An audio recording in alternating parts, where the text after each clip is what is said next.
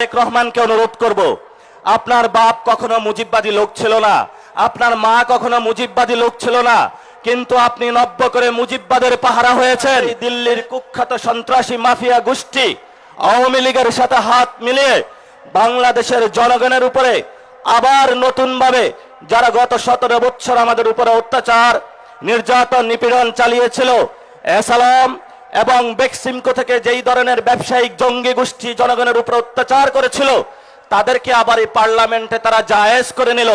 শুধু তাই নয়, পার্লামেন্টের প্রথম সেশনে যার নির্দেশে বাংলাদেশের অসংখ্য আপনাদের সন্তান খুন হয়েছে, সেই চুপ্পুকেও তারা পার্লামেন্ট অধিবেশনে এসে নিয়েছিল এবং সেই চুপ্পুর সামনে তারা দৌড়িয়ে পার্লামেন্ট সেশনে করেছিল।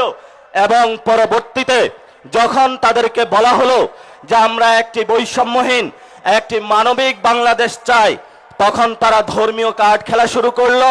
মুক্তিযুদ্ধের ভুয়া কার্ডের আশ্রয় নিয়ে দিল্লির সাথে তাল মিলিয়ে নতুনভাবে যারা বাংলাদেশের পার্লামেন্টে এবং জনগণে মাঠে প্রান্তরে রয়েছে তাদেরকে বাংলাদেশ বিরোধী আখ্যা দিতে শুরু করলো।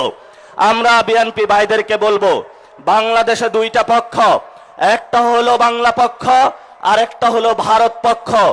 আপনারা যদি ভারত পক্ষে গিয়ে থাকেন, বাংলা পক্ষের সাথে আপনাদের কঠিন লড়াই হবে এবং এই লড়াই যদি আপনাদের আবারই পতন হয়, তাহলে সেই পতনে আমাদের কোনো কিছু করার থাকবে না, কারণ আপনার পতন আপনি নিশ্চিত করছেন।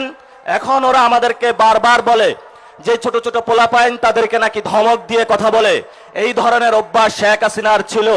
আপনারা দেখেছেন পার্লামেন্টে দেশের অন্যতম প্রথিতযশা আলেম আল্লামা মামুনুল হককে নিয়ে যেই ধরনের আওয়ামী লীগ কুরুচিপূর্ণ মন্তব্য করেছিল, তেমনি ভাবে বিএনপি সরকার আওয়ামী লীগের পথ ধরে একই কুরুচিপূর্ণ মন্তব্যের তারা আশ্রয় নিয়েছে।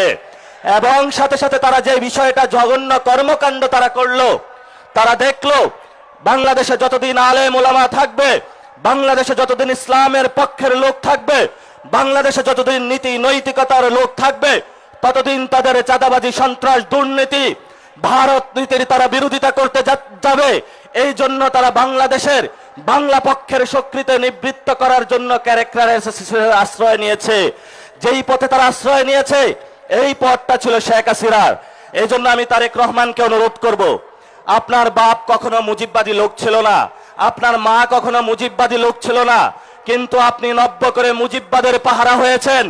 এই মুজিববাদের পাহারাদার হয়ে যদি বাংলাদেশের জনগণের সামনে আপনি দাঁড়ান, আমরা যারা মুজিববাদের দোষর তাদের সাথে 1 সেকেন্ডের জন্য তাদের প্রতি আমরা আঘাতে পরোয়া করব না ইনশাআল্লাহ।